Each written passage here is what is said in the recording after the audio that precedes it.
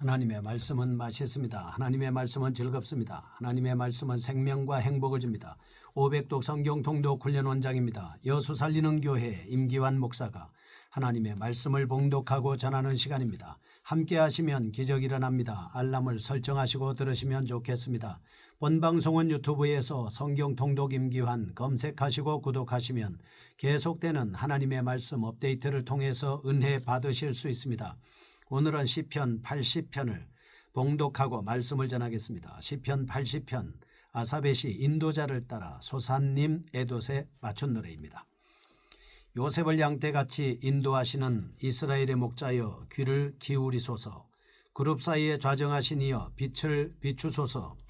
에브라임과 베냐민과 므낫세 앞에서 주의 능력을 나타내사 우리를 구원하러 오소서. 하나님이여 우리를 돌이키시고 주의 얼굴빛을 비추사 우리가 구원을 얻게 하소서. 만군의 하나님 여호와여 주의 백성의 기도에 대하여 어느 때까지 노하시리이까. 주께서 그들에게 눈물의 양식을 먹이시며 많은 눈물을 마시게 하셨나이다. 우리를 우리 이웃에게 다툼거리가 되게 하시니 우리 원수들이 서로 비웃나이다.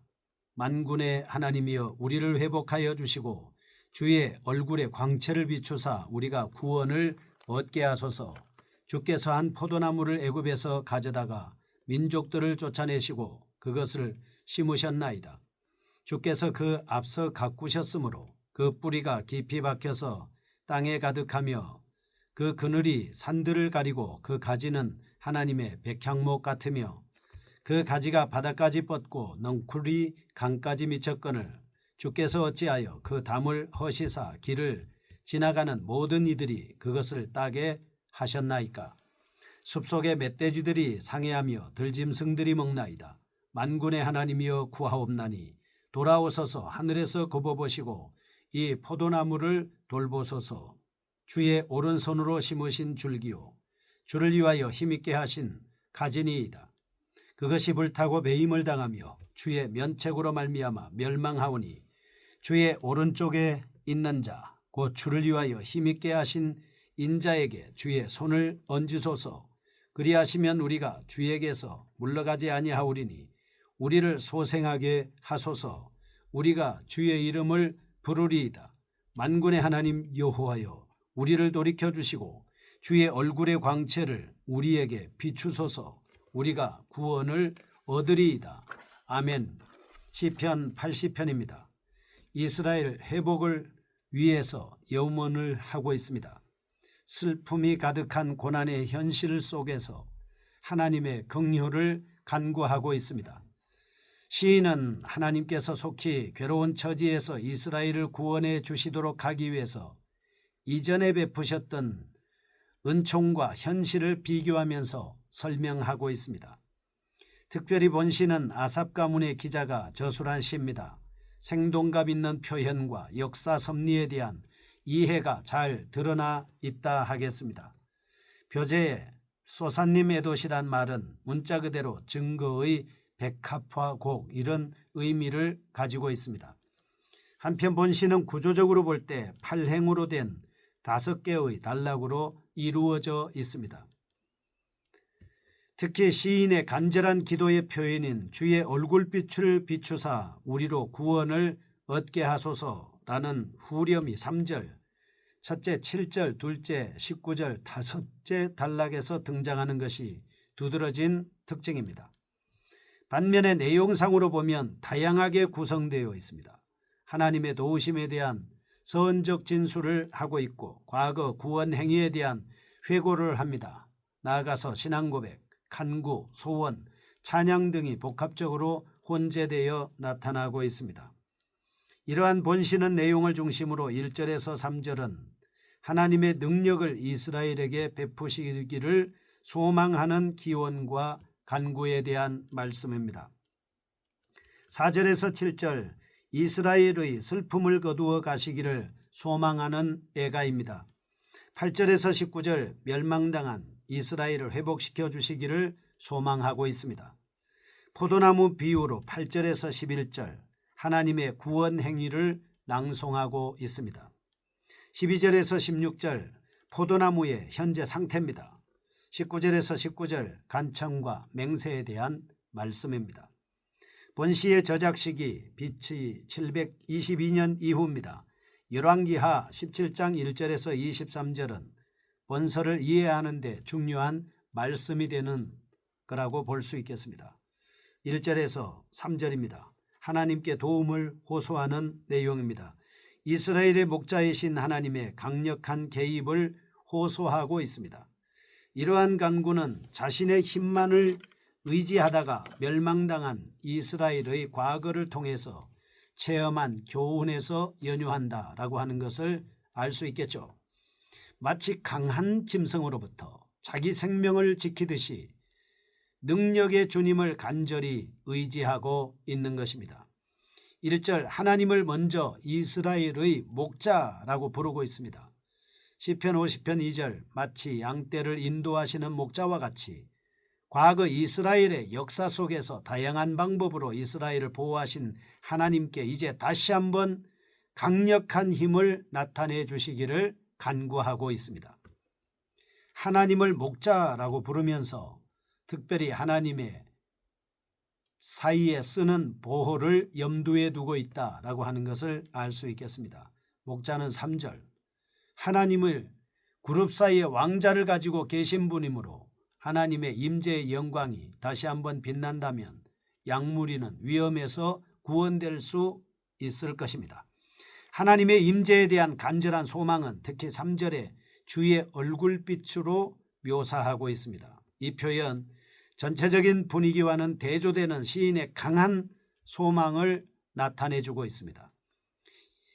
다니엘서 6장 10절의 다니엘, 욥기 1장 20절과 21절의 욥, 사무엘상 30장 6절의 다윗 등 무수히 많은 신앙의 용사들이 한결같이 이 역사적으로 이 빛을 바라보면서 그들은 환난 가운데 극복할 수 있었습니다.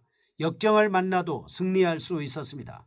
그들에게는 이 빛이 희망이었고 생명이었고 능력이었고 권세였습니다. 예수님은 이 빛으로 세상에 오셨습니다. 그런데 어두움이 빛을 깨닫지 못하여서 영접하지 않았다 이렇게 말씀하고 있습니다. 지금 이 말씀을 애청하고 있는 여러분의 마음속에 하나님의 성령이 빛으로 오셨습니다. 이 빛을 바라보면 우리는 승리할 수 있습니다. 이 빛을 바라보면 우리는 마귀를 능히 물리칠 수 있습니다. 이 빛을 바라보면 우리는 세상을 밝은 빛으로 인도할 수 있습니다. 세상을 밝게 할 수 있는 것입니다. 하나님이 세상의 빛이라 예수님이 세상의 빛이라 너희가 세상의 빛이라 빛을 비추라 라고 우리에게 말씀을 하셨습니다. 4절에서 7절입니다. 현재 이스라엘을 돌아보고 있습니다. 하나님의 도움을 간곡히 요청한 시인은 이제 주변의 조롱으로 인해서 더욱 가중된 슬픔을 하나님께 토로하고 있습니다. 포로 시절 당시의 상황은 하나님의 백성이 가시적으로 아주 세잔하여 가고 그들이 가진 여호와의 종교는 아무 힘도 없는 것 같이 생각이 됐습니다. 원수들의 조속거리가 됐던 때였습니다. 그러나 이러한 위기 상황 속에서 이스라엘은 과거에도 그랬듯이 다시 한번 주의 구원을 간절히 기도하면서 절망하지 않고 있습니다. 시인은 그의 간절한 기도에 대하여 만군의 하나님의 조속한 응답을 소망하고 있습니다. 하나님은 보편적으로 진지하게 기도하면 고난받는 자의 고난을 멈추게 하시고 용서해 주시는 분입니다. 그러나 언제나 그런 것은 아니었습니다. 역대하 36장 16절에서 그분의 진노가 풀릴 수 없는 심각한 이유가 있습니다. 4절 이스라엘이 목자이신 하나님께 순종하지 않고 반역할 때 하나님께서는 계속 진노하십니다. 5절 이러한 이스라엘의 완고는 이러한 이스라엘의 반역은 하나님의 심판을 초래할 뿐만 아니라 이웃 국가들에 의해서 조롱을 당하게 되는 것입니다. 그들은 하나님께서 부여하신 땅에서 추방됩니다. 마치 평상시 음식을 먹듯이 주야로 눈물을 흘리게 되었습니다. 1절에서 3절까지의 기원과 간청 이후에 이어지는 본단락은 하나님께 대한 탄원으로 전환되고 있습니다. 특히 시인은 본 단락에서 세 가지 중요한 명칭을 사용합니다. 표현상 의도를 노골화시키는 것이죠. 이스라엘로서의 우리, 대적으로서의 그들 또는 적, 그리고 신적 실체로서의 당신 곧 하나님을 대비시키고 있습니다. 이런 세 가지 이름 본 시편 전체를 꿰뚫는 표현상의 핵심이라고 할 수 있습니다. 여기서 우리는 슬픔과 무기력을 대변하는 것이며 적은 이스라엘을 조롱하고 비웃는 슬픔의 제공자로서 나타나며 당신으로 표현된 하나님은 마치 기머거리와 같이 당신의 백성의 애절한 기도에도 불구하고 진노를 그치지 않는 존재임을 의미하고 있습니다. 하나님의 백성은 이 세상에서 때때로 영적인 침체에 처하게 됩니다. 암담한 시기를 만날 수 있습니다. 그러나 하나님의 개입으로 반드시 은혜를 받게 됩니다. 그러므로 성도들은 답답한 때일수록 자신을 성찰하고 회개하며 기도하는 것을 잊지 말고 계속해야 하는 것입니다. 8절에서 16절입니다. 포도나무 비유입니다. 시인은 이제 이스라엘의 형편을 포도원으로 비유하고 있습니다. 포도원의 주인이신 하나님께 도움을 요청합니다. 아울러 시인은 이스라엘 백성과 하나님의 특수한 관계를 근거로 해서 하나님의 개입과 인도를 확신하고 있습니다. 이스라엘은 하나님께서 친히 심으신 나무인 동시에 주의 보호를 받는 백성인 것입니다. 하나님과 이런 관계를 맺고 있는 백성이 아주 망하게 될 리는 만무합니다. 시인은 이 같은 확신 아래 하나님의 구원을 간구함으로써 자신을 포함한 언약 백성 이스라엘이 하나님을 진심으로 찬송하도록 유도하고 있습니다. 11절 한번 뿌리를 내린 포도나무는 다윗과 솔로몬 시대에 무성해졌습니다. 유다의 산들에서부터 시작하여 레바논의 백향목 수풀과 지중해 연안 유브라데 강 유역에 이르기까지 광범하게 퍼졌습니다. 12절 그런데 하나님께서는 이처럼 번성하던 포도나무를 보호해 주던 담을 허물어 버리신 겁니다. 14절 그 결과 이스라엘은 이방인에게 침해당하기 시작했고 이스라엘에게는 회개와 궁핍의 부르짖음이 일어나게 됐습니다. 15절 16절 더구나 정성을 다하여 옮겨 심은 포도나무가 전적인 반항에 부딪혀 아무런 결실을 못하게 됐습니다. 사실 이것은 이사야 5장 5절에서 7절까지의 예언을 성취한 것입니다. 시인은 첫째 8절에서 11절 이스라엘의 번성은 하나님의 은혜다. 둘째 12절에서 16절 이스라엘의 멸망은 우연이 아닌 하나님의 진노라고 강조하면서 앞으로는 절대로 하나님을 떠나지 않겠다는 강한 의지를 표명하고 있습니다. 17절에서 19절 이스라엘의 유일하신 소망이신 하나님입니다. 과거 현실에 대한 비판과 함께 구원을 위한 간구를 노래하던 시인은 마지막으로 이스라엘 미래에 대해서 전망하고 있습니다.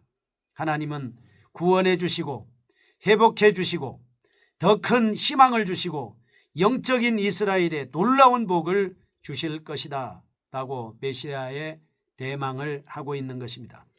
시인은 하나님의 임재를 간절히 소망하고 있습니다. 첫째, 철저하게 의존적이고 가변적이며 연약한 이스라엘의 특성을 드러내는 것으로 이스라엘이 항상 하나님을 의존하며 살아가야 할 피조물임을 가르쳐주고 있습니다. 둘째, 이와는 대조적으로 이스라엘이 스스로는 하나님 앞에 설 수 없으나 인자를 통해서 접근할 때는 결코 실패하지 않음을 가르쳐주고 있습니다. 그때가 오면 이스라엘의 참신이신 하나님만을 부르며 섬기게 될 겁니다. 본단락의 문맥적인 흐름을 주의 깊게 관찰해 보면 시인은 무엇인가?